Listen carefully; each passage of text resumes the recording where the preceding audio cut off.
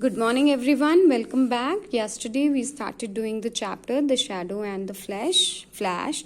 So with a quick recap, we'll start reading ahead. So we saw that there are two friends, Paul Ticklon and Lloyd Inwood, and the narrator is their common friend. Both of them, they used to fight with each other, compete with each other, and the narrator was the one who was the peacemaker between them. After finishing their university degree, after taking up their degree from the university, everyone expected them to move on with their lives on different paths, but they continue to compete with each other here also. Although they were doing different experiments, they were doing different researches, but their line of experiments were similar. The topic of research, the end point of research was similar: to achieve invisibility.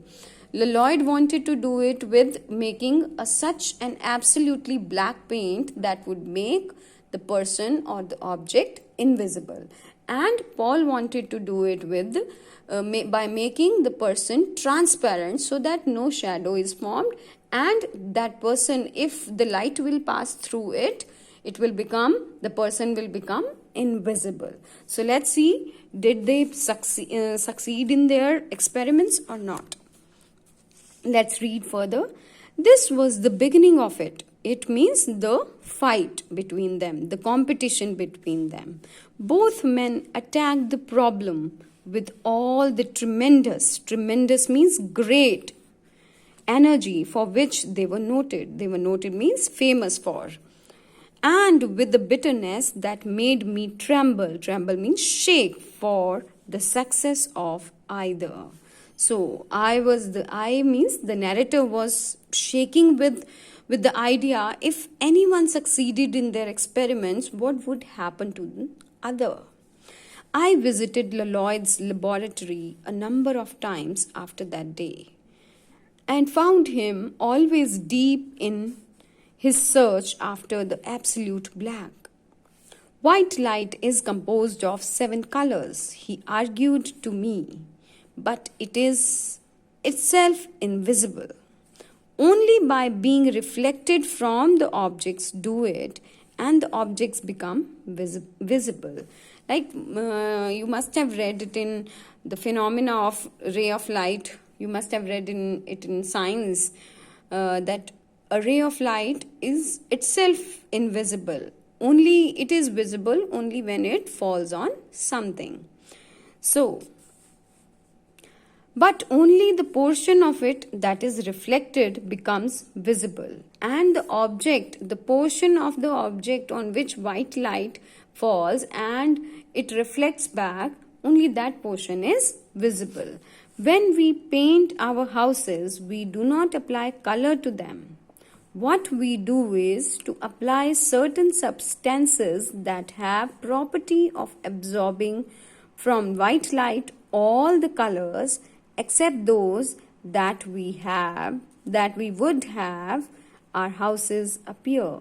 Like if we want to paint our house green, so we would paint with such a we would put such thing on our houses that this paint, when light falls on this paint, this thing, it absorbs, it reflects rest of the color and absorbs only green color, so that green color is visible to us. When a substance reflects all the colors to the eye, it seems to us white.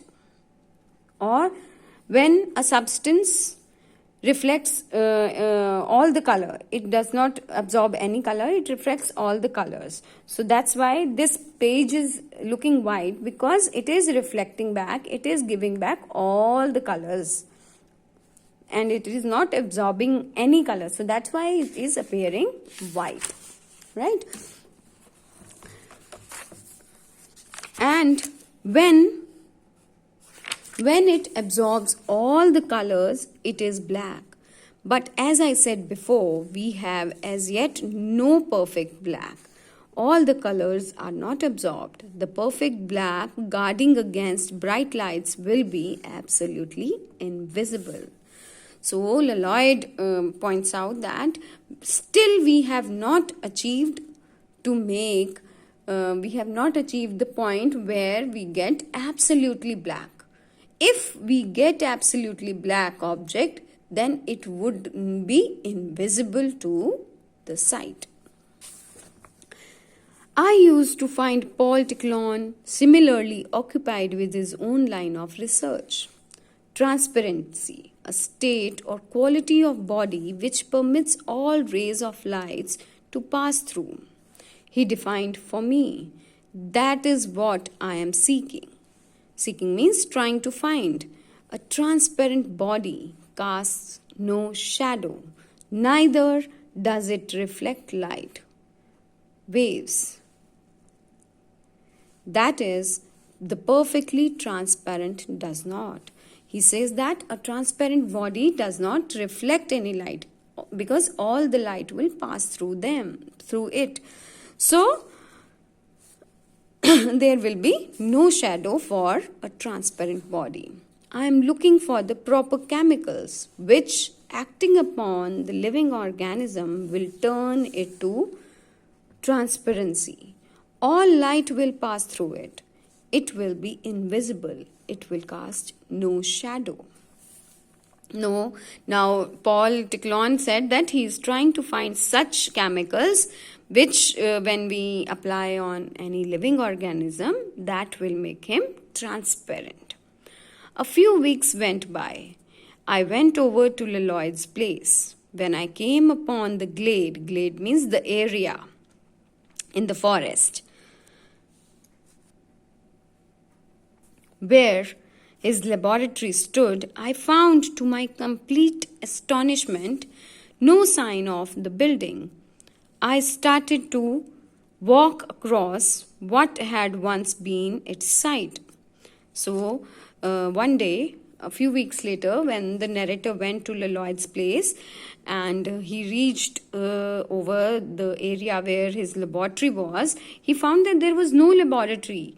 But still he kept on walking towards that area where his laboratory had been situated. All of a sudden, I stuck my toe on some obstacle. Stuck means his toe was obstructed by, hindered by some obstacle. Something was there. Something invisible was there. Pitched forward and butted my head into something.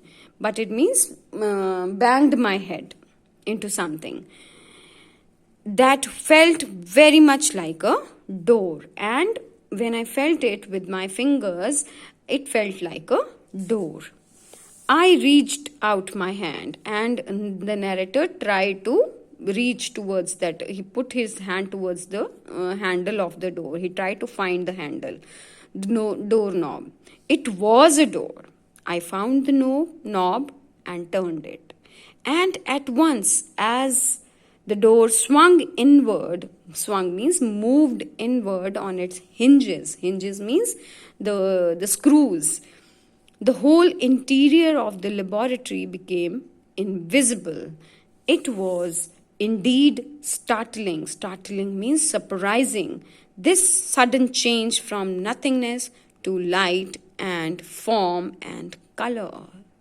So it was very surprising and astonishing for the narrator to find that Lloyd had finally succeeded in his experiment. He had made his laboratory invisible from outside. He had made such a paint that would make the objects, the persons, invisible. What do you think of it? Lloyd asked. I slapped a couple of coats of absolute black on the outside yesterday afternoon to see how it worked. Now, Lloyd said that I had coated my laboratory with absolute black paint from outside. Long we talked that morning in his laboratory, and when I turned to go, he said, "Now I shall conquer the world."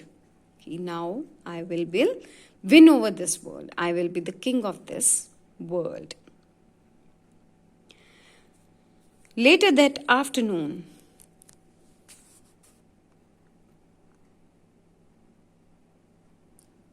I went to meet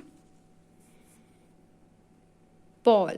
As I came spinning up the driveway on my wheel, Paul called me from the tennis court. I got down and went over, but the court was empty.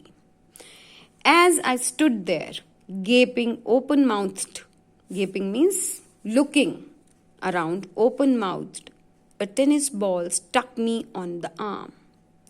As I turned about, I saw a rainbow flash reappearing and disappearing and darting over the ground. So, after a few days, when he found that Lloyd had finally succeeded in his experiments, he had made absolutely black paint and which can make things and objects and person invisible, he went to meet Paul to see how he is doing in his experiments.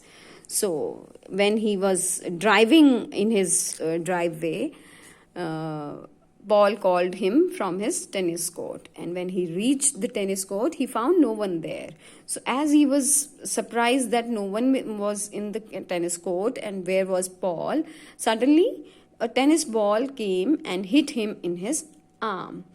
And then he looked around, he saw on the other side of the tennis court a rainbow light was appearing and disappearing.